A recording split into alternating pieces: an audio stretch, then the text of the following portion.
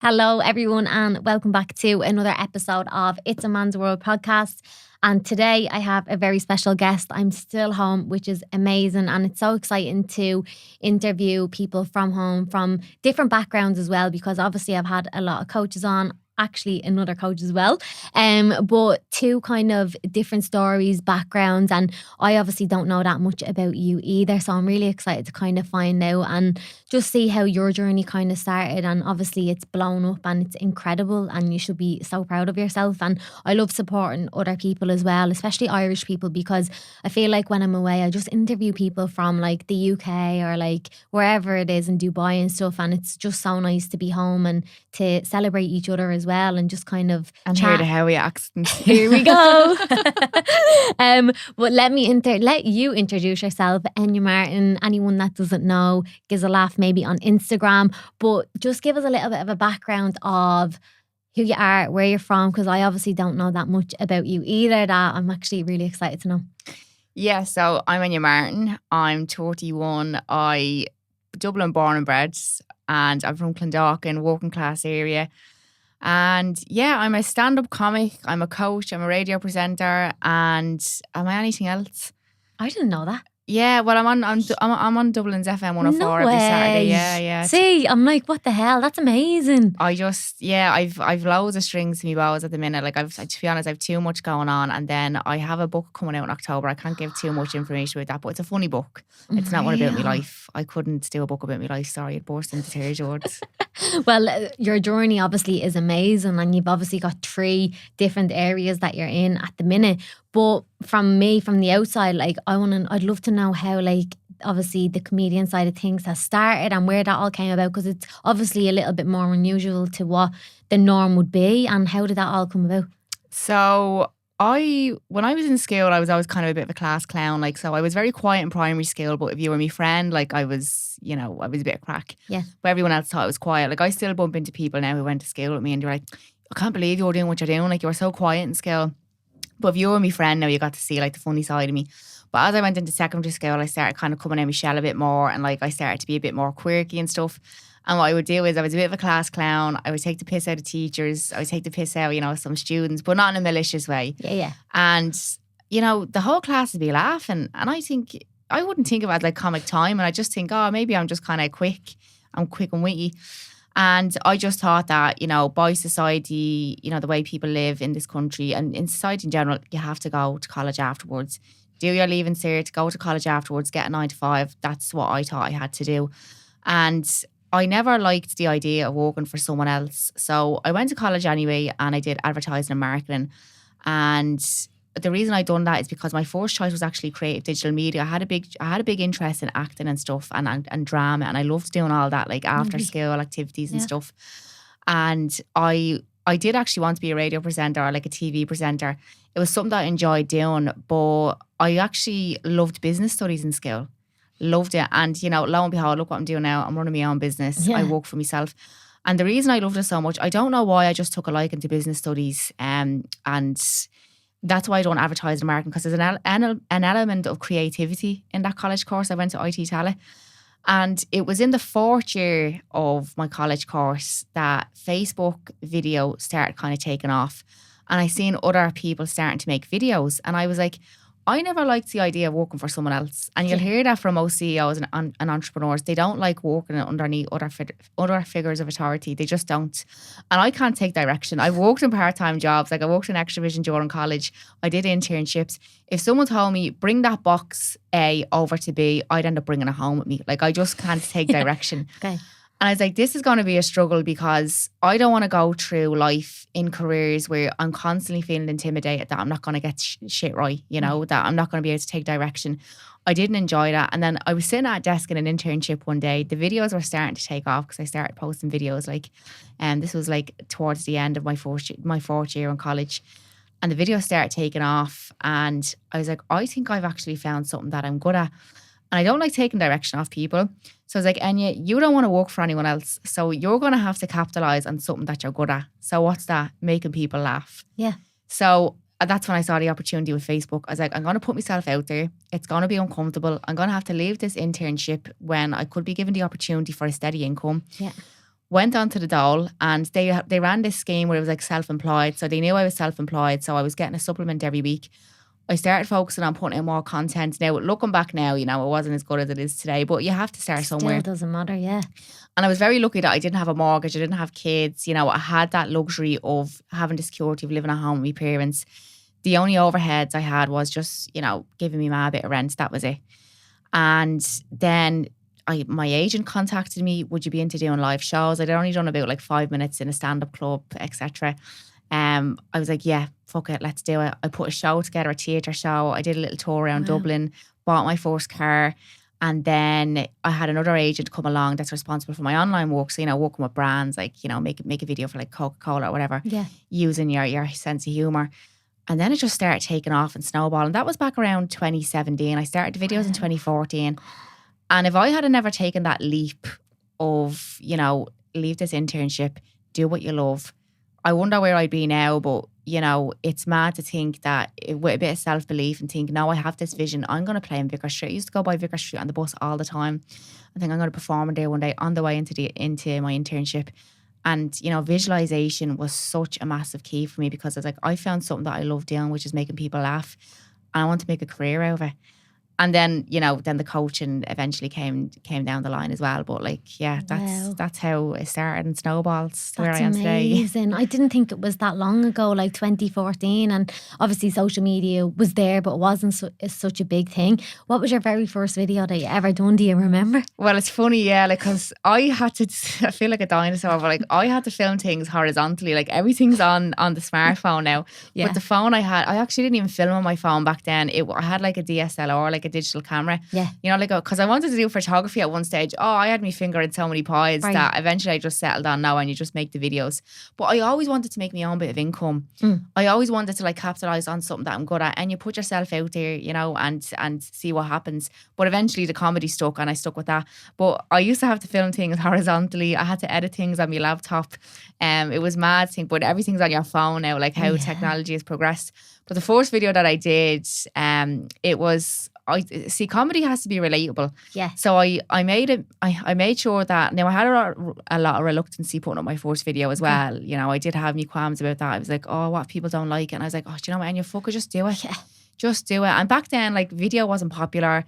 It was only kind of starting out. So I basically would look on my Facebook timeline, and, you know, what made me laugh when I was on my Facebook timeline. And I was this girl that constantly kept talking about our fella. And he was a walking scumbag. Like, I mean, everyone in the area knew him. And like, she went on like the sun shone out of his arse. Like, we'll just call him Anto, you know, my Anto this, and he's a star. Look at my Anto, me little angel and stuff. And everyone knew what he was like he was cheating on her, like he was, you know, the local scumbag. So I made a video about a girl who idolises our fella, and, you know, just makes him out to be this, my Anto this, and, you know, it was Shanto and Anto basically. Yeah. Shanto was the first character, and I used to hide behind characters, right, because I didn't want to be myself on camera yet, and now I am myself in all the videos and on stage. But the video, I closed the laptop straight away. I basically used my brother's tracksuit jacket, a cap from me dad, and sat in my box bedroom, set the camera up, and I used to film in black and white because I still wasn't very confident on camera. Yeah. Like, I'll get up and talk in front of anyone, and I'll be on camera and stuff, but, you know, tell me to get up and do a bit of stand-up. Back then I was like, no, absolutely not. Yeah. But I had no fear, like, speaking in public. But anyway, and then I put the video up and I closed the laptop straight away. I was like, oh my God, now, you know, looking back. Feel sick. Yeah, I feel sick. Like, the butterflies. I still get some butterflies when I upload videos. And yeah, it started kind of like gaining traction, and people were like, oh my God, this is like you, like, say, you know, Ciara, tagging like, someone. Yeah, like, Ciara, this is you, or Ciara, who's this? You know, like, and everyone's like, oh, we all know someone like that from the area. So I started making videos about her, you know, her life, me and Anto, how we met and stuff like that. Yeah. And then I started to progress into the Irish mammy stuff. Yes. And then that started picking up more traction, because people were like, that's my ma, or like, oh, tagging their mas and stuff. And yeah, I was back, like, Darren Conway was making videos back then, and that's how long we're around. And now everyone's doing them videos on TikTok. Like, do you know what I mean? it's mad to think like the content that I made back then is completely different to the content I make today. Even fitness influencers are putting stuff in like where they're doing the same character and they're like, "You not going for a walk today?" And they're like, "No, I'm sitting on the couch." Like obviously it's not funny, but they're kind of doing like not the same. But you obviously got into the market nearly at the start of like videos and even the comedian side of things and making, obviously that's creativity as well, because you're running with one idea and then you run with the mom's idea and you do this in seconds in a reel. Yeah, and that's the thing as well. People's attention span, like I used to do 4-minute videos like back then. Yeah. And people literally only have about 30 seconds. Now, it depends what platform you use. If you put it up on YouTube, like people are there to watch it for a long period. Sure, yeah. But the likes of TikTok, Facebook, Instagram, you're only going to get a minute, if even, off people, and they start tuning out. But that's the way society has gone now, and it's because of short form content. Yes. Even if you find you can't even watch Netflix now without looking at your phone. Yeah. Your attention span is so poor, so you have to be quick. Like the punchlines have to be in there straight away, and that's how I started progressing into stand up, because I was like, am I actually able to write punchlines here and jokes? Because I was able to do it in school, but I didn't know it was comedy writing back then, or like punchlines or comic timing. I just thought it was witty, because what started happening is people started commenting underneath the videos being like, "Oh, when she says this or when she says that." And I'm like, oh, maybe like I can write stand-up. And then when I was approached to do stand-up, I just started looking at it that way. It's like, right, I can write it for my videos. It's a bit different with stand-up because you're getting an instant laugh on stage. Yeah, is that hard? Yeah. And again, you can't change characters instantly on stage. Yeah. You can set the scene in a video, you can chop and change, you can do edits, you can change costume. On stage, you're literally every character, and you just have to change your voice and change your body language on stage. Like, that's what you have to do. Like, that's the difference. And your feedback is instantaneous on stage. If it's funny, people are going to laugh straight away. If it's funny online, you don't know until like half an hour later by the engagement if it's gone down well or not. That's crazy. And like, obviously, think about it as well when you were saying you love like the drama side of things and all. Obviously, all that type of stuff and the areas that you were kind of being pulled in direction wise, it all nearly interlinks together. Do you kind of feel that as well?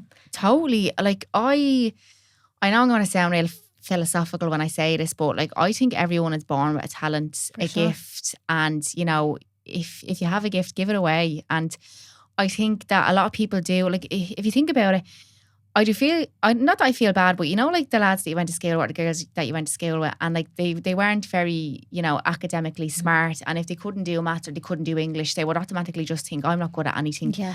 But they were brilliant at woodwork or they were brilliant at art. And the fella who wasn't good at maths or English and was constantly messing down the back of the class, he's the person your ma's ringing now to fix, you know, the kitchen sink or to do up your fitted kitchen or to floor or to tile. Yeah. You know, I wouldn't know how to change a light bulb. I wouldn't know how to fix a plug socket. But Peter, who was down the back of the class, messing wood. And I just think everyone has their strengths and weaknesses. And, you know, I was okay in school. Like, I did quite well, but, you know, I wouldn't be like up there with honours maths, even though I attempted that. But I just feel like everyone has a gift, everyone has a talent, and it's up to you to find what that is. I'm telling you now, everyone is good at something, whether it's even providing a service.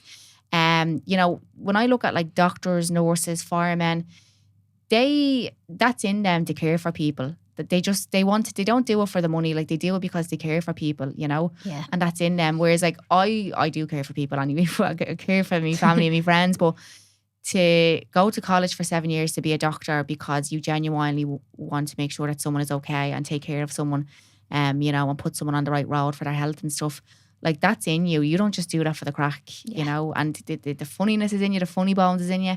If you want to be a personal trainer, you want to help people, you know, you want to be bigger than what you are. And whether that's being an electrician, whether it's working in retail, like I think a lot of people think if you end up working in retail, like you haven't made it in life or something. Yeah. And it's like, no, some people love being a manager in Tesco. That's their call. And I love this. I love waking up every morning and meeting new customers and, you know, delegating tasks. Like whether you're a manager in Tesco or a manager in a firm, they love being that. They're good at that. They're good at managing people. And I just think everyone has their strengths and weaknesses. And I figured I'm good at this. I'm good at that. Let's make a career out of it, you know? That's so special though to say that, and to people listening, think about it. If this is you right now and you're like, I'm brutal at this in school, or you're comparing yourself to the friend next to you, you're you, and everyone has their own special gift, like what you said, the gift to give away. I think that's amazing for anyone that's a little bit deflated, because obviously there's so much comparison, not even online, in general in life at the minute, of who's the best. And it's this competition of like, who has the most money, who's the fittest, who's the skinniest, who can run the longest, who can do an ice bath for the longest. It's like, just be you. And if you can give, my uncle that passed, he said, if you can give something of yourself, it's to give back and to give away. And it's like, that's so true, because like, we're all here for a reason, and this is what humanity is basically about. And I think as well, like, coming from, like you were saying, like in an area where obviously we're normal Joe Soaps, we're not coming from, say, like, not much is expected of you. Exactly. You know? And it's like, it can be. Like, why settle for what society says you should? And that's why I call the podcast It's a Man's World, because I'm like, it's you're out doing what your societal expectation is as a woman. And then think about it as a woman in Dublin. Like, we're from Dublin. We're a small place. It's my new place on the map, and we're both making a career and a living for ourselves that's unimaginable, unthinkable. Doing a podcast, doing things that you say, I'd love to do that. It's like, well, the reason we're here is because we took action on it. And it's like, if you sit wondering and pondering and saying it's too late. I was actually talking to a lad in the gym the other day, and he was like, he was like, I'm over 40. He was like, I wouldn't be able to do a course, but I love to train. And I said, but there's a niche there. I was like, work with people that are over 40. And he was like, what?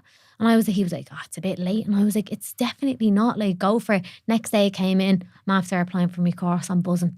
And I'm like, that just goes to show, like, give someone a little bit of encouragement, give them the boost that they need, and be real with people, like what you're doing now. Like, you're getting crack out of and huge interaction and making a living and a life off because making I people put laugh. myself out there. Yeah.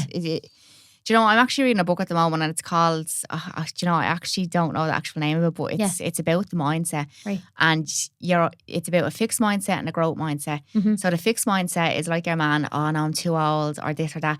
Or, you know, you didn't do well in the Leaving Cert. Oh, well, I'm not going to do well in any part of life, so I'll just go and sell drugs. Like, that's a fixed mindset. Do you know what I mean? Mm-hmm. The growth mindset is like, one moment in time where I failed an exam does not define me for the rest of my life.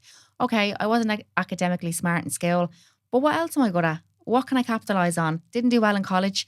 I think sometimes there's a lot of pressure on students and stuff to have everything figured out by the time they're going to college. Okay, this is my CAO form.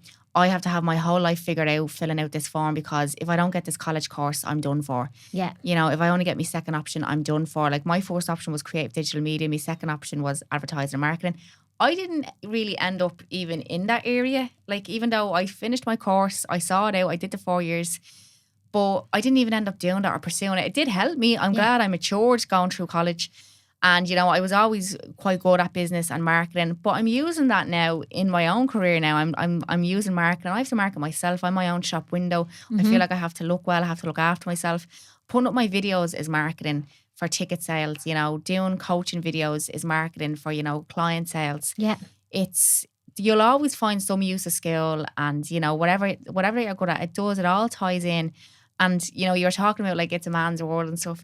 99% of the comments I get on my videos are from grown men. Yeah, like they did the trolling. So, like, I'm not saying all men are like this, and there's so many supportive lads. Like, a lot of lads come to see my comedy shows. Yeah. A lot of lads want to be trained by me as well. Mm-hmm. But I just think they're riddled with insecurities, because they see a woman with a bit of confidence, and they're still stuck in the 90s or the 80s that, like, women can't be successful, women can't overtake men, you know, in the business world. They should be in the kitchen. And, you know, I had a lot of women. I actually put up a video on my story about, I don't know whether you see it, was the other day. Yes. Some fella, and I don't engage. I just blocked him. I don't engage. And he just made a horrible joke. Like, he was like, oh, you know, about as funny as cancer. And I was like, right, I would normally just block and engage, but I was getting a lot of it on TikTok, because I never used to upload my stand-up clips. And then I started doing it because I have a new tour coming up, and I want to kind of show people, look, this is a taste of what's going to be in the show. 99% of the comments, the nasty comments underneath them, are from men, because they see a woman with a bit of confidence. They're like, oh, I'm still at home, my ma's box bedroom, and I'm middle age, and she still wipes me arse for me. And, you know, this girl's up on stage boasting with confidence. Yeah. And they're so intimidated by it. They're so triggered by it. They can't take it. They can't take it. Who does she think she is? Yeah. And it's like, do you know what I'm going to do? I'm going to make her feel shit about herself. But I'm bulletproof. There's nothing you could say about me I haven't read before. And I have so much, I'm so secure in myself. I believe, look, I'm not naive. I know not everyone's going to find me funny. I know I'm not everyone's cup of tea. I accept that. Yeah. You're not my demographic. I'm not trying to sell tickets to you. I'm not trying to appeal to you. So don't worry about you not finding me funny. I don't give a shit. Yeah. But when people are making jokes like that, it actually highlights how insecure you are. Yeah, for sure. And you don't get much hate though, do you? No, I don't. And I'm lucky. And do you know what it is? I think, I don't like this saying fake it till you make it, because you do have to work for it. If you visualize something, it's not going to be handed to you. No. But I'm talking about, like, when I walk out on stage, people always say, oh, how'd you do it? Enya, how'd you do public speaking? You have to act like the most confident person in that room. Like, you have to walk out, even in Vicar Street. I remember I was quite nervous doing my first Vicar Street. Like, it holds over 1,100 people. Like, and the noise in that room when you walk out. You like, feel sick side stage? Yeah, it's like, it's a lot of pressure. But now I've done like 8 of them now at this stage. And like on my most recent one, which was in March, I walked out onto that stage and I was like, yous are in my house. Yeah, like, welcome. Like, welcome to my house, because that's how confident I was walking out, because I'd done it so many times. Yeah. And the energy in the room, you just feed off that. You feel so comfortable. Like, I used to overanalyze everything when I first started walking out on stage. Like, oh, I used to talk really fast because I was so nervous. And now I'm like, if I want to go over and pick up my bottle of water and it takes 20 seconds of silence, I don't give a shit. That's how comfortable I am on stage, Amazing. That's just growth and confidence and true repetition. Belief. Yeah. And do you think, like, obviously, I think a huge part of it is if people smell bullshit straight away. So if you walk out onto the stage and you don't believe in yourself, they don't believe in you. Oh, they see straight through it. You're like, and you're repeating yourself and you're stuttering, like, they're like, we're after buying, like, we're paying like €30 for a ticket here, and it's like a service nearly, I'm not messing. Like, when I'm thinking about price for my ticket, first of all, like, I don't want to outprice.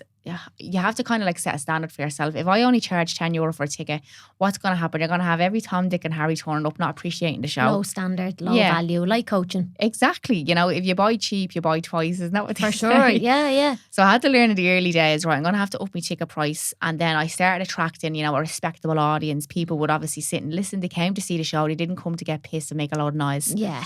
And, now I've built an audience. And that was the good thing about starting online as well. I had already built my audience. Amazing. So they already knew what my comedy was about. So the tickets were selling like hotcakes when I put on my first live show. And then what started happening is word of mouth started spreading. And then people were coming to see me that didn't necessarily watch me videos. Do you know what I mean? Yeah. And that's what I wanted all along. But I provide a service. If you come to see me, the playlist that I pick when you're coming in to find your seats, lively music, energy. It's a night out, it's an experience, And then, right, how am I going to tie up the show? I don't want to just walk off the stage. What's the music? Is there going to be confetti? Is there going to be this? Yeah. It's an experience. Like, I'm not one of these comedians. Show up, how is, how's it going?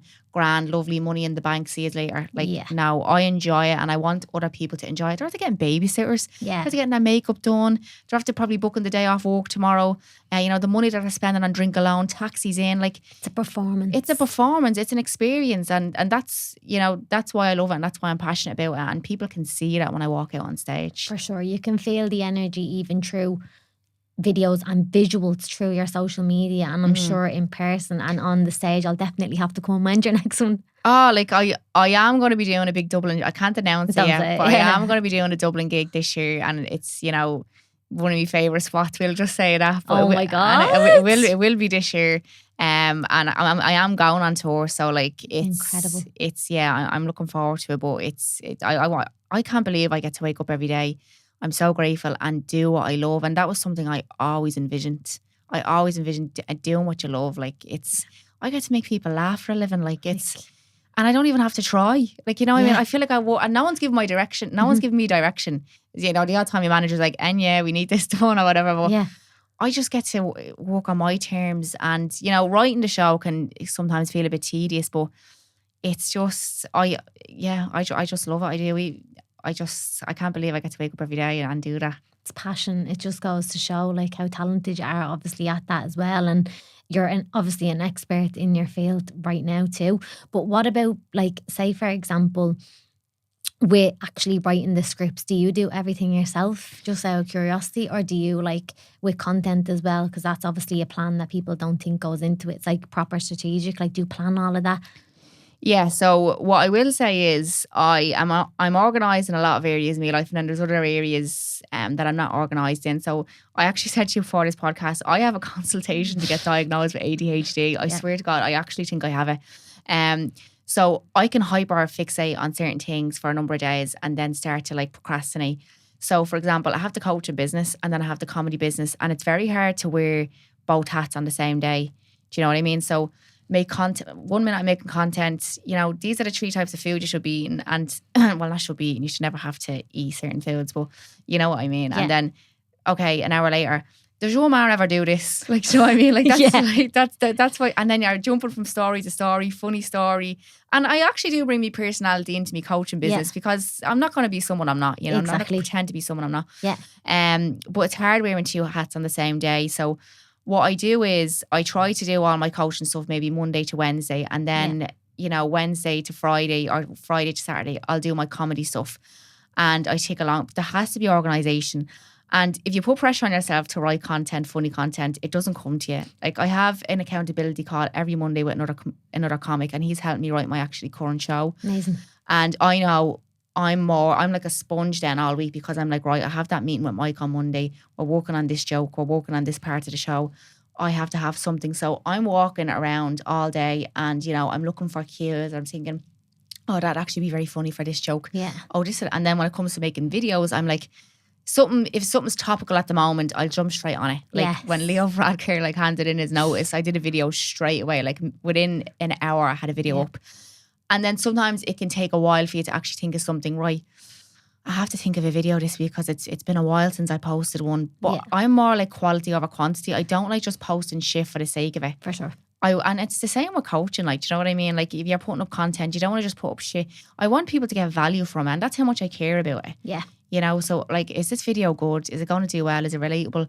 Okay, post it. And if I think of the idea, I'll let it stew for a week, and then the jokes will start coming to me throughout the week because I'm like a sponge then, the seed has been planted. I get you. And then I'll make the video and I'll post it, and then it does well. Whereas if I'm like, and you have to do a video today, and I'm just rushing the process, there's no script, I'm just winging it, and I perform shit, and there you go, the proof is in the pudding. Yeah. It needs planning and organisation. Yeah, for sure. I think it's like anything, isn't it? It just has to be prepped, organised, ready to go. It doesn't totally, It doesn't just all come together. And obviously wearing the 2 hats is obviously really obviously hard as well. Is it though, or what's harder? It is hard. And you know what, when I started doing the online coaching, I was afraid that people wouldn't take me serious. I genuinely think there's some people being like, right, Enya, this is the longest running joke in history. Like, are you just still taking the piss, or are you actually a coach? And I'm like, no, I am, but I think it can be both. Like, and I am really passionate about that as well. And it's just tough because you are wearing your business brain more, because I have to run everything on the coaching side of things, where with the comedy side of things, my manager looks after all that. He goes to the venues, he sorts all that. I just have to show up on the day and obviously write the show.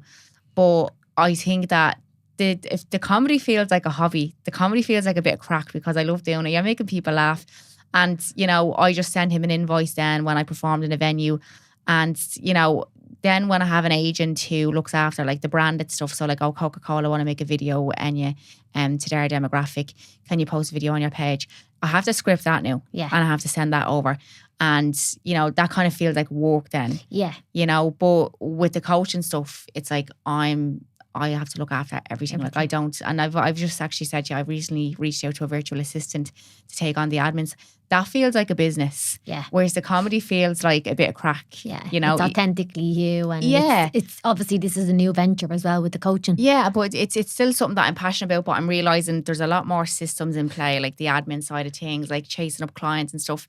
Whereas like, I just have to advertise. Now, I recorded my last Vicar Street show, so this is the marketing thing coming into it. Yeah. I recorded my last Vicar Street show because I knew I'm not going to use this material again. Right. Chopped up clips, and now I'm just putting out clips on my comedy page. Yeah. You can always be smart with it and reuse and be smarter with your energy and your time as well. But that's how I notice the landscape is changing in the comedy world. Comedians are starting to upload clips of their stand-up online now, where it used to be, oh, if you're on the Late Late Show, that's how you get recognised. That's how you get noticed. Yeah. Now they're using TikTok, Instagram. Here's a clip of me talking about the women's toilets on a night out.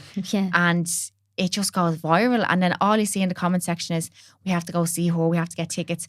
That's how I'm marketing my shows now, where it used to be making videos just about, general stuff like women and, my sketches. Yeah. Now it's like, okay, you've seen I can do sketches. You've been on the fence about coming to see me.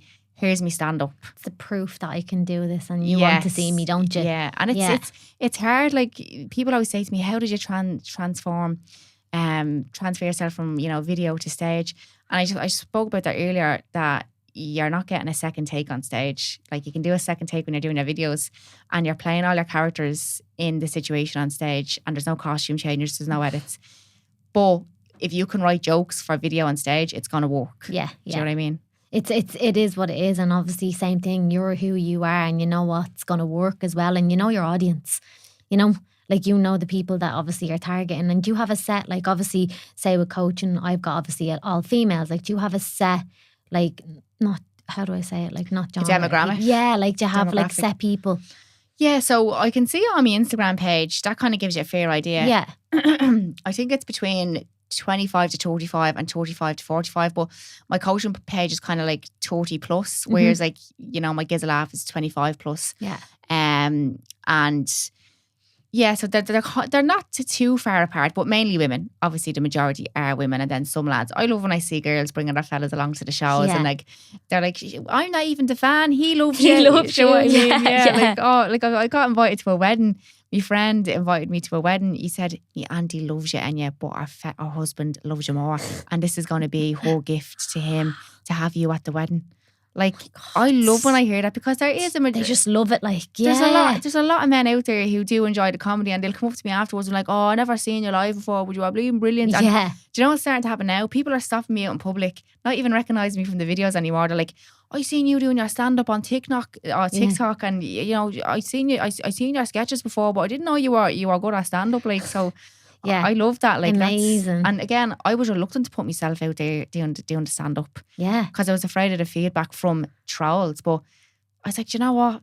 Like, what you say about me says more about you. Do you know what I mean? For sure. And then after the first couple of nasty comments, it just goes over your head then. You don't care. Once you start getting, I think the positive weighs out the negative anyways. It's always a minority of what you're getting negatively wise. I always just delete if I see anything I don't get, or block. Yeah, I have a list of blocked. I think I have over 1,000 people blocked. Yeah, and it's just, that's what they want. And did you ever get this where you reply to them and you're like, sorry, what do you mean? Like, why would you even say something like that? And they're like, "Oh, I'm only messing with you. I actually love your stuff."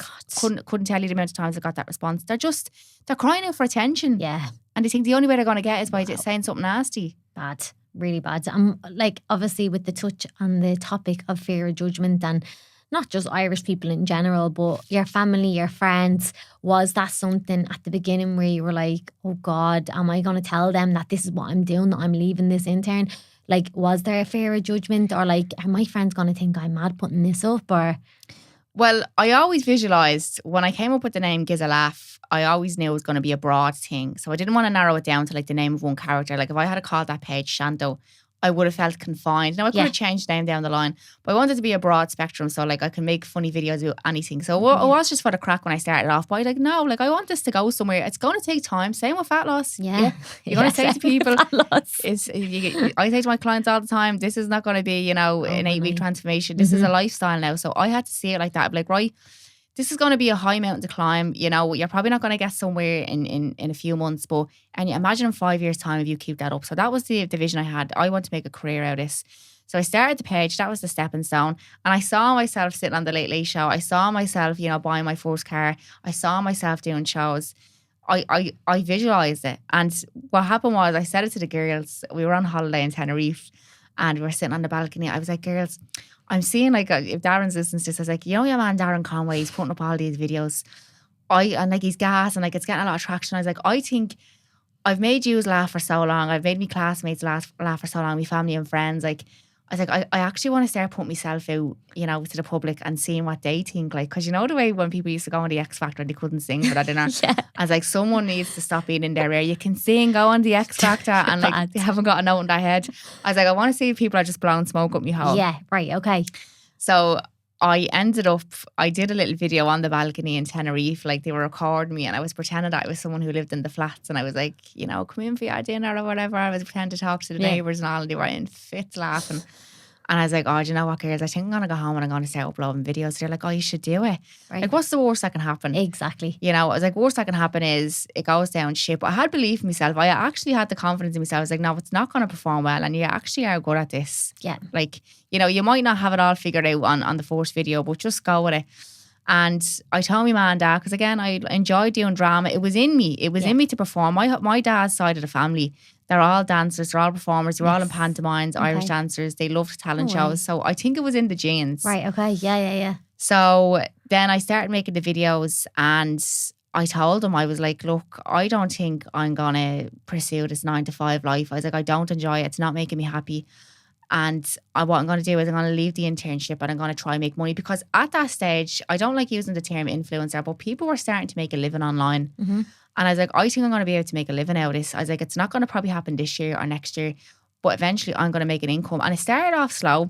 I started off maybe making a couple of $100 a month with the dole on the side. Then the following year, it started increasing, and the following year. And now I'm like, I have a full-time salary. Like, it's full-time. And I'm like, I don't mean to toot my own horn, but like I've more money now than I could have imagined, because I came from like not a great background, you know. My family just got by, and I'm so grateful that I can work for myself and give myself like the finer things in life, like going on holiday, looking after my man and dad, you know, buying them. My ma's a member of staff on my payroll. Yeah. Like, just because she appears in a video every so often and cracks people up, like, she's a member of staff. And now I've been able to hire a virtual assistant. So I told them, I was like, I have this vision. I was like, it's not going to happen this year. Yeah. And they were very supportive. They were like, well, if that's what you want to do, and you're like, you know, they did say to me though, like, it might take a while. Like, you know, we just want what's best for you. But we've all of us living together over the past like 25 to 26 years, which is when I started. I started around when I was 24.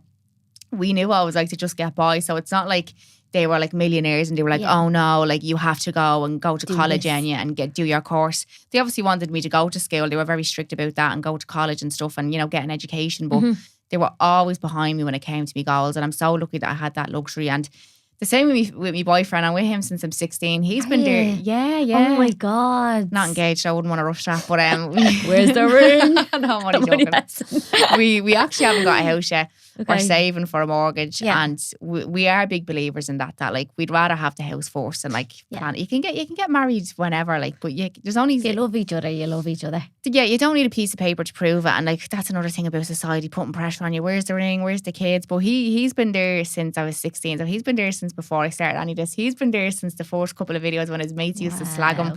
Oh, you're both making videos and all for you. And he's like, I remember him saying, he's like, Enya, like, are you just doing this for the crack, or do you actually see it going somewhere? And I was like, yeah, I do see it going somewhere. I said that. Yeah, but he was like, we were only teenagers back then. Like, well, we weren't teenagers. We were in our early 20s. And I think he thought I was just doing it for the crack at the start. But he stuck with me anyway. And like, he's not fazed by this. Like, I'll do another Vicar Street and he'll be like, do I have to go to this one? Do I? Well, like, because he's like, and I just see this is your job. Like, do you know what I mean? Like, he's like, I don't bring you into the kitchen because he's a chef, like, to watch me cook. But he'll come to, like, you know, if it's the first show of a new tour. He'll come. Like, even me man and dad, like, they don't come to every show, you know. So, and they're very supportive of it. Like, are they so proud of you? Oh, you should see me ma. Like, anytime she's over, and anytime she meets someone new, like, you know, she's gone to a doctor's appointment, or like she loves it. Yeah, or she starts talking to someone in a waiting room. Do you know my young one there? She's a comedian. She is. Like, Matt's a comedian, not a comedian. Like, I'm part of a gang. She's one of them comedians, yeah. And she starts taking out the videos. And the worst thing I hate is when she starts showing people videos while I'm standing there, and they're like, "Do you not know her?" And you're like, "Stop it. You have to know her. That's her age. She still not know her." And I'm like, "Ma, please, like, you just want the ground to swallow you." Like, they're proper Irish moms. And what about your dad? Yeah, he's real funny as well. Like, now he's real. He hates the camera, like, hates social media. Right. There's not a trace of him on my social media, like, but he's really supportive. Like, and he's funny too. Like, he has funny bones. I grew up watching programs that he watched. Like, you know, I don't know whether people know, but like Alan Partridge, Monty Python, like all them comedy greats. And he has funny bones, you know. And some of my cousins have really funny bones. And I think some of them probably didn't take the leap into stand-up. You know, they're probably doing other professions.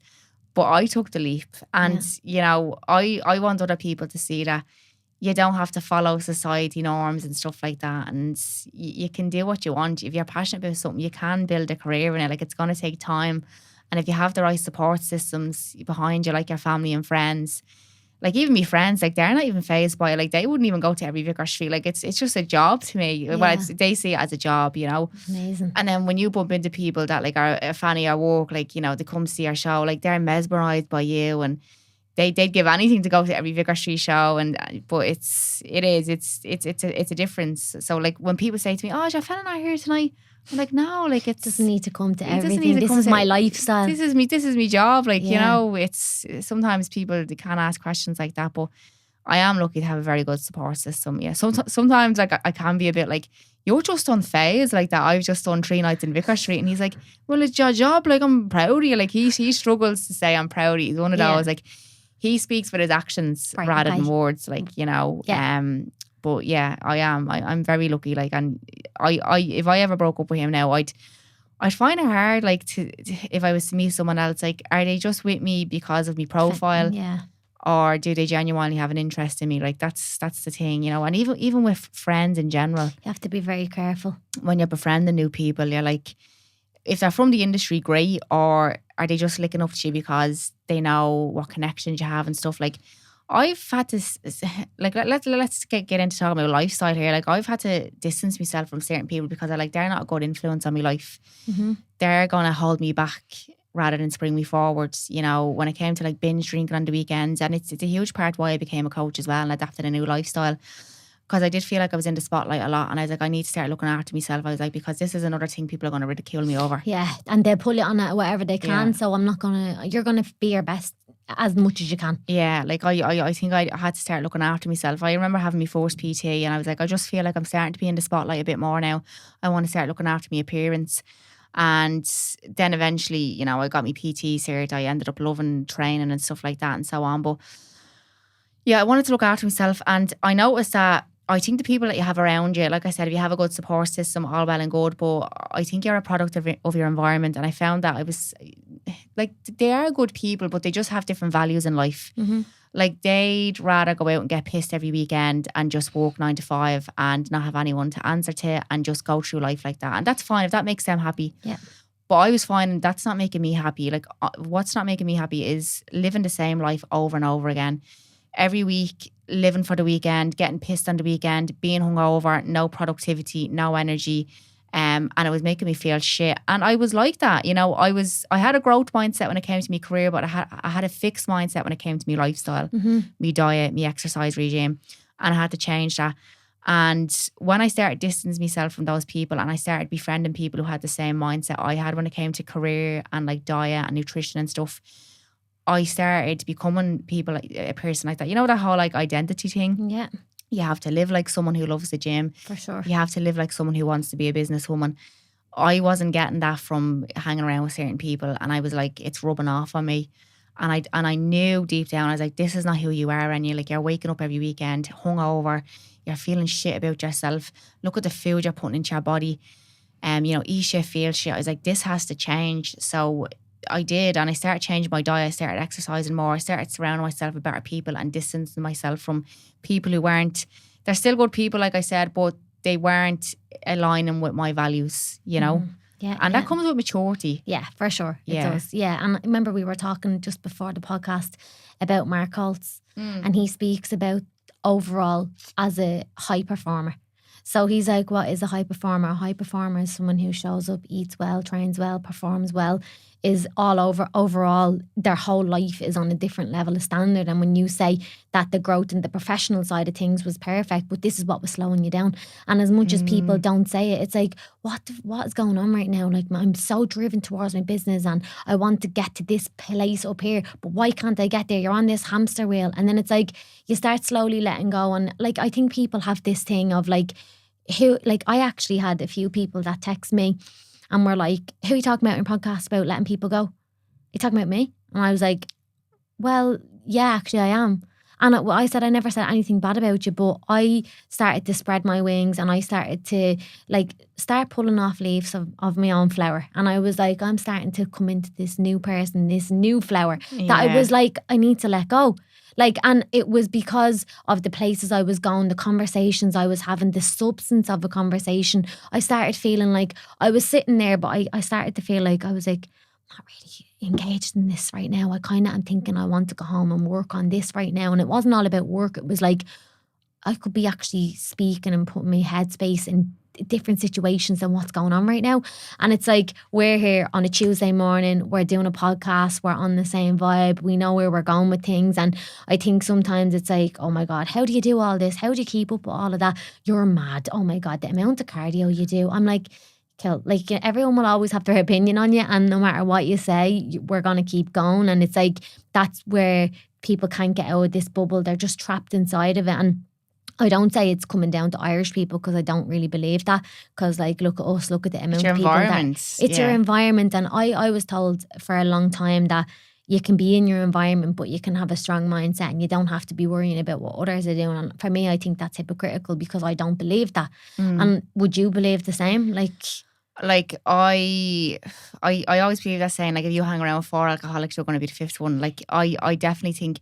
And you know what it is? It's people who have like a lot of potential, but they're surrounded by people, small-minded people. Start a business. Why would you do that? Like you The just said effort of there. that. The effort of that, yeah. You Or like, mad?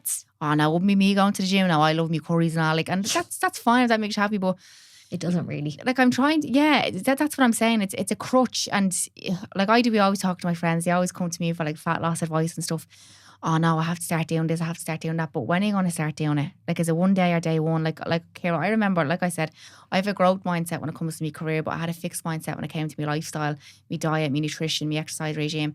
I remember I used to sleep till like 1 o'clock in the day when I was in college. Like, and I had high hopes for my career. I was like, I want to do what it takes. But like you said, there's always that little bit that's holding you back from reaching your full potential. And, you know, it was the binge drinking and stuff. I went to do a sunrise yoga there, like, who am I?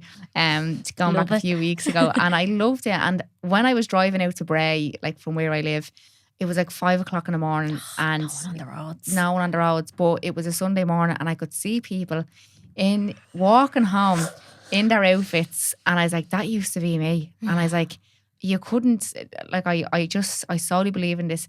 There's no amount of alcohol, there's no takeaways, there's no drug that can replace the feeling of like self-built confidence. Like, I done this, I've built this for myself, I've earned my own income, like, I built this body, like, I am making my own money doing something I love, like, I'm responsible for all this. Nothing can replace that. Like, that's all. I think all that stuff is just cheap dopamine hits. The real Yes. dopamine is building your own empire. Yeah. You know, doing stuff for yourself, stuff that makes you happy. Like I remember I used to, like, I'm looking at a plate of chocolate bars here, and like, I used to wake up at, not wake up, I used to go to bed, say 11 o'clock, bring up a plate of biscuits, crisps, and watch the telly and stay up to like 4 in the morning. And I was in a habit and a cycle of doing that. That's what I thought made me happy. Cheap dopamine hits, you know. And then when I started growing out of that, and like, I used to wake up then at like 1 o'clock in the day, and it was an awful way that I was living, the lifestyle I was living. But there was no way that was going to change unless I decided, right, day one or one day, you know. So today is day one, and I'm not going to give up now changing this lifestyle. It's not a diet I need, it's a complete lifestyle change. I love that. And then when you look back, you're like, how did I ever live like that? Did you ever think like that? How did I go on like that for so long? Because I just couldn't do that now. Everything you said there, I was actually getting goosebumps, because I was like agreeing with it all. I know the feeling. I know how it feels right now. It's literally, to sum everything that you said up there, it's freedom. How good is it to be free? How good is it to be not masking and wearing a mask and pretending to be someone that you're not? How good is it to have a dance and enjoy yourself and have the crack and be you? If someone doesn't like it, it's okay. And I think people are so scared to change, because they say that the 5% have to leave people behind, and they're scared to do that. It's like they'll never leave that bracket, because they just don't want to have to live. They don't want to have to push outside uncomfortable situations, uncomfortable circumstances where they know it might be alone for a while. They know they need to hustle that little bit hard. It's not all about running a business either, by the way. Yeah. It's about growth It could overall. be leaving, like, growth could be like a job promotion, you know, or finally leaving that toxic job, or finally leaving that toxic relationship. It doesn't have to be, oh, if you're a millionaire now, like, you've grown. Like, no, like, it can just be changing your lifestyle. Like, literally, that's it. That can be growth. And, you know, I remember I used to build my whole life around the weekend, going out and getting pissed. Now I'm like, I can't believe I haven't drank since Christmas because I'm doing a photo shoot prep. But it's like, I have an extra 2 days in my weekend. I have so much more energy. I'm getting so much more done. I can focus more on my business. I couldn't do that when I was like binge drinking and losing 3 days in my week from recovery. Yeah. Like, where's the dopamine in that? The dopamine when it comes to a night out is the getting ready. That's the only dopamine that comes. Yeah, that's the only dopamine that comes from it. The afterwards is hell. But the afterwards of investing time in your business, yeah, it's a bit of sacrifice, but the rewards, that's long-term dopamine. Do you know what I mean? Yeah, I remember I used to, if I went out, say, for example, like I would die. Like I would die until probably the Thursday. Like I wouldn't be able to get myself back around. I'd be sleeping, feeling shit. And I was like, I don't drink anymore. Haven't drank in like over 8 months and I'm done now forever. That's just not me. I don't need it. I can go out, and I think it's because I've really found myself. I remember when I started with Mark Hall 2 years ago, and 2 years ago was absolutely nothing, by the way. But I remember when I started, I didn't really know who I was. I was kind of going down the line of like influencer, fit coach, Rossi, like everything was just jumbled. It was after the lockdowns and stuff like that. But I remember just getting a therapist, working on myself, actually starting to express how I feel as well. And number one thing that I'll say to everyone is never settle for anything in your life.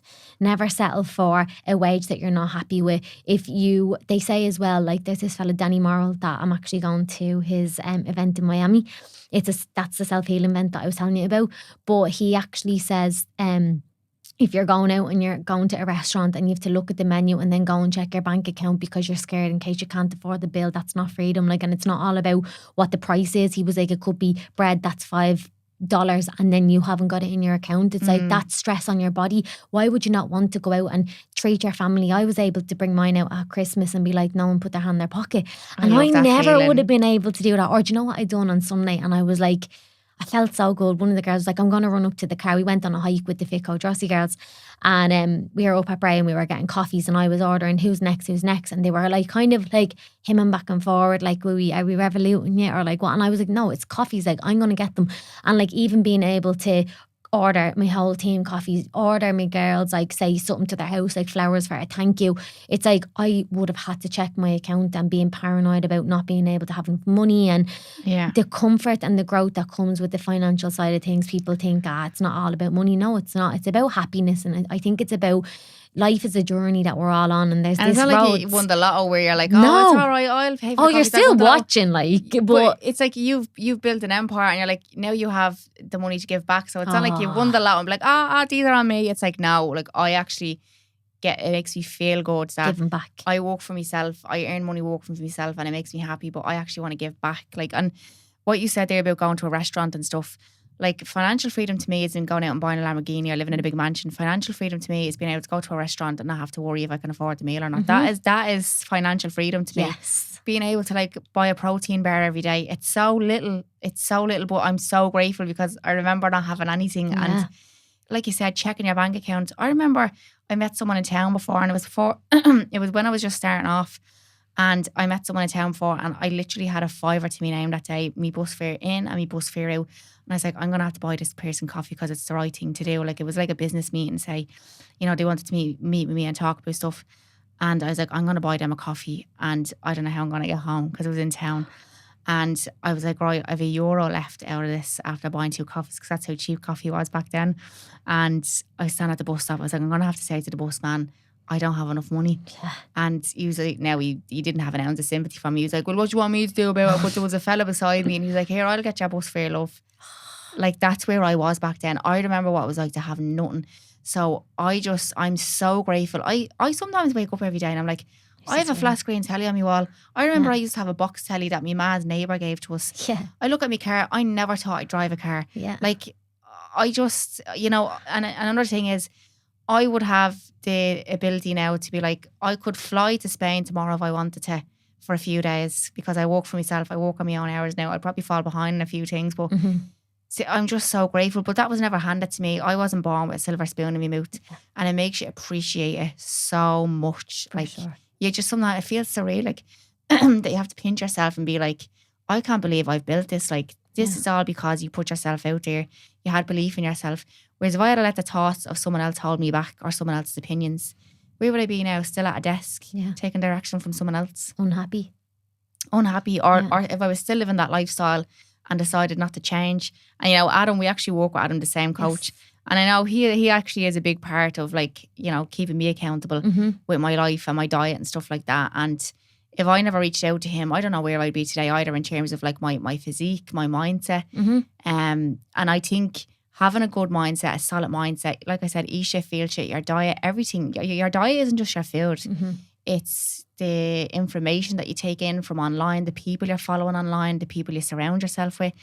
Everything has a domino effect. It does. You know, like if you're still going out binge drinking, hanging around with the wrong people, but you want your business to thrive, like they're going to clash. Delusional. Yeah, you're delusional. It all You has ain't to blend. gonna get there. Yeah. And then they wonder why it fails. And it's like you need to take some ownership of your life at some stage. And we're not saying don't go out and enjoy yourself, but really look at your life and say, what is it that I want to get out of it? And this is why I love getting guests on, because it inspires people that our story started from something so small and they've created into this massive magical thing that we never could think. Like Tuesday feels like a Saturday right now for us. Like people say Tuesday is like, what day is Tuesday?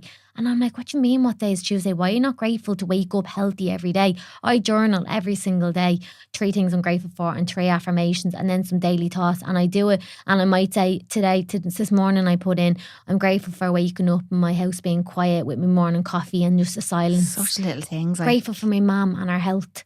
I'm grateful for even being able to come on and have the podcast and meet like-minded people and connections, you know. There's always something, and I think when you look for the smallest things in your day, you'd be like, yeah, what am I moaning for? Like, why am I moaning? I for the last month, I've been waking up at like 6:30 and not even on purpose. I don't know why. I'm just waking up at 6:30 and I thought it was because of the bright mornings and I've closed my blinds, I've used the blackout curtains, still waking up at 6:30, don't know why. So I was like, you know what, while I'm awake, I'm not going to scroll on my phone. I take out my Kindle. I've read like 2 or 3 books, like kind of like, you know, self-help books, like the Miracle Morning book. I'm reading another one now, that mindset book that I was talking about. And I sit there for an hour and I drink my coffee and I have like a little snack. And I'm like, the happiness I just get from that.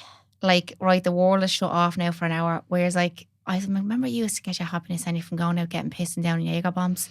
I was like, look, this is what you're getting dopamine from now. Yeah, it's crazy. It's the smallest things in life. It's peace. It's peace, and it's like it's being grateful and stuff, and it's just practicing gratitude. Like I don't think enough people practice gratitude.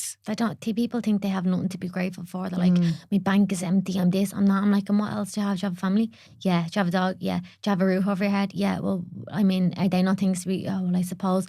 Like it always comes down to obviously the factors of like your life and your situation and where you're at as well, and same thing, who you're around.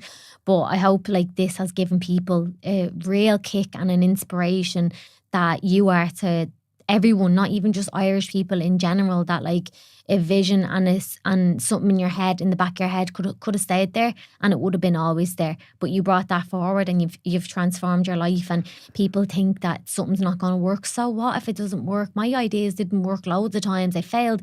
I made 1,000,001 mistakes. I still do. We're human. You're meant to make mistakes. And if you're not failing, you're not trying hard enough. That's the fixed mindset where you think if I fail once, I won't succeed. Like there will be plenty of trial and error, and that's the growth mindset. Accepting it's not going to be perfect at the start. You're not going to have everything figured out at the start.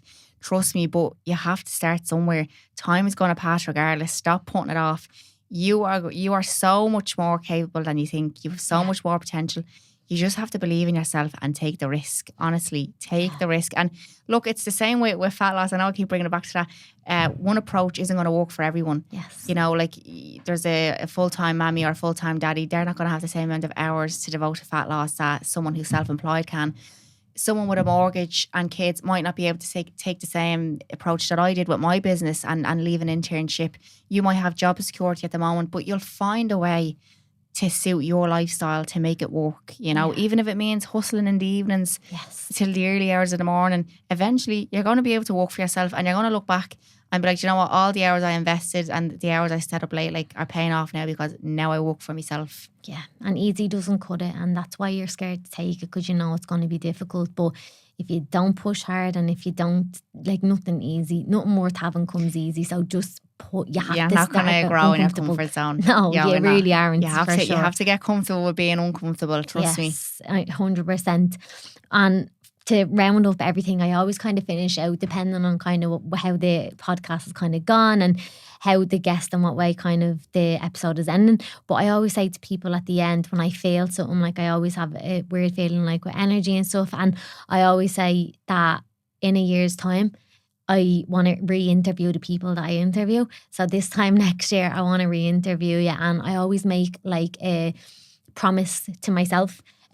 You make a promise to yourself of imagine yourself where you want to be this time next year. Let's re-interview and let's see where we are. And I can guarantee you, if this is where we're at right now, mindset wise and vision, and like the hard work is paying off, we need to double and triple that to the imagination of what can be possible. So I'll make it a deal in a year's time. Where will we be? And I've no keep doubt, that in your head that it will be 10 times ahead, and we'll re-interview and see where we are. Yeah, what I always say, each year that goes by, I always think, the last year can't be topped, and then it Yeah. does. And that's just by putting in the graft and working and always expecting more of yourself and, you know, thinking proud but never satisfied. For sure. Yes, definitely. I think Adam says that to me as well. It was something so good though. But guys, where can you find you on everything so the people know? Giz a Laugh, TikTok, Instagram and Facebook, and then Coach Enya on Instagram if you're looking for a bit of inspiration. I'll probably start doing my own talks now. She's got her own photo shoot coming up, so definitely look out. I'm dying to see that for next week. But thank you so much for coming on. It was so interesting to interview you and find out all about you, because obviously I didn't know all of that as well. So thanks so much for taking the time today to come on. And if anyone has any questions, you can pop them below, and have a lovely day. And thanks so much. Thanks, Ciara. Thank you.